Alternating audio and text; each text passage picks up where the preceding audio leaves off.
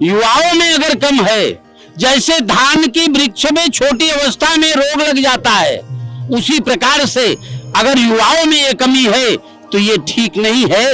उनके लिए, धर्म के लिए आगे बढ़ना चाहिए। तीर्थ यात्रा में जितना पग व्यक्ति चलता है उतने अश्वमेध यज्ञ के फल को प्राप्त करता है। लोग ट्रेन से आए, इसके बाद पैदल चल के खुशी से आए।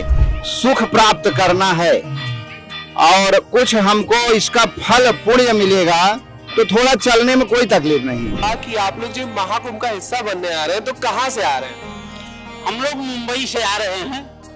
मुंबई में कुर्ला में हम लोग रहते हैं जी।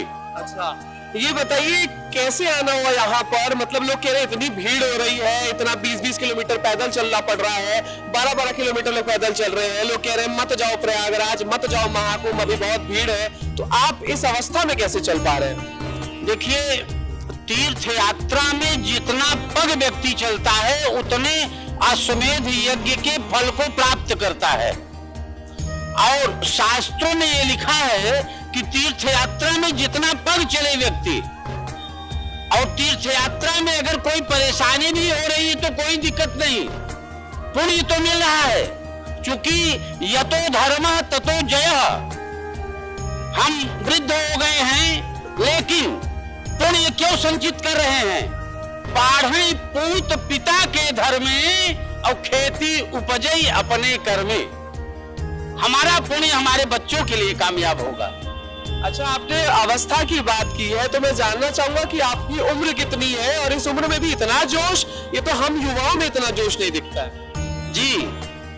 वाणी में जोश जो होता है उम्र के आधार पर नहीं किया जाता है।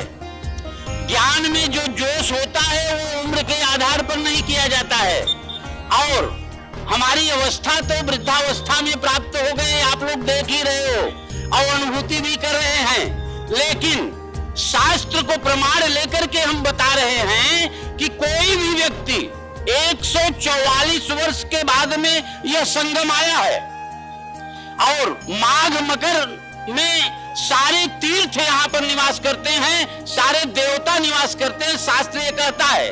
लेकिन 144 वर्ष हम ज्योतिष से बिलोंग करते हैं, हम ज्योतिष का काम करते हैं। पूरे 1 महीने मकर राशि पर सूर्य रहेगा और मकर राशि पर सूर्य रहेगा।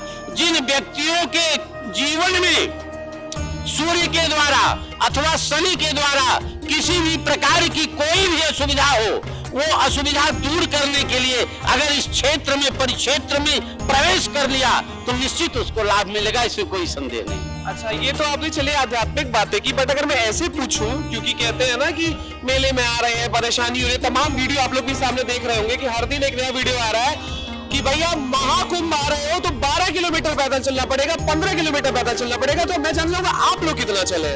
देखिए, सुख का यात्रा लाभकारी होता है, दुख का यात्रा लाभकारी नहीं होता। और यहाँ पर सुख की प्राप्ति के लिए चल रहे हैं। 12 किलोमीटर, 11 किलोमीटर बहुत जल्दी आप तय कर लेंगे और कोई थकावट नहीं आएगी। अगर किसी परेशानी को लेकर के आप यात्रा करते तो 12 किलोमीटर 12 योजन के बराबर माना जाता। अच्छा, जैसे बहुत से युवा यही कह रहे हैं ना कि मत जाओ प्रयागराज, बहुत प्रॉब्लम हो रही है, बड़ी दिक्कतें हो रही हैं, कैसे चलेंगे?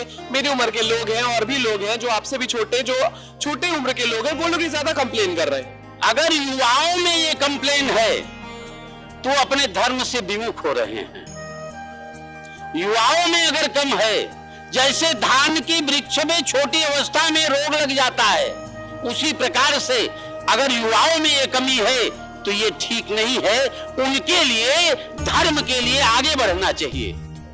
कि जैसा इन्होंने बताया कि आप लोग आज आए हैं तो कह रहे हैं कि जो अभी आ रहे हैं 25 के पहले प्रवेश कर लो वरना दिक्कतें होंगी। आज तो समझ लीजिए आज 27 तारीख हो गई है, तो आप आए तो कोई असुविधा हुई आने में? कोई असुविधा नहीं हुई। हम लोग ट्रेन से आए, इसके बाद पैदल चल के खुशी से आए और बहुत आसानी से, कोई दिक्कत नहीं। और यहाँ ऐसी व्यवस्था है कि भव्य और दिव्य व्यवस्था है।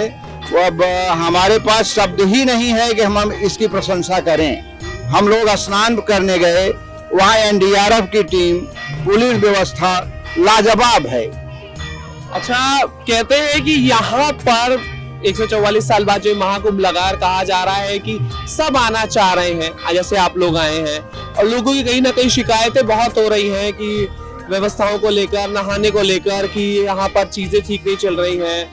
तो यात्रा कहते हैं कि जैसा कि इन्होंने कहा कि महाकुंभ आए हैं तो चलना पड़ेगा, तो इस पर आप क्या कहेंगे? नहीं, ये तो भाई थोड़ा अगर सुख प्राप्त करना है और कुछ हमको इसका फल पुण्य मिलेगा तो थोड़ा चलने में कोई तकलीफ नहीं। और ये शुभ लाभ 144 वर्ष बाद आया है और अब उम्मीद नहीं है कि फिर 144 साल आएगा, इसलिए कोई तकलीफ नहीं है।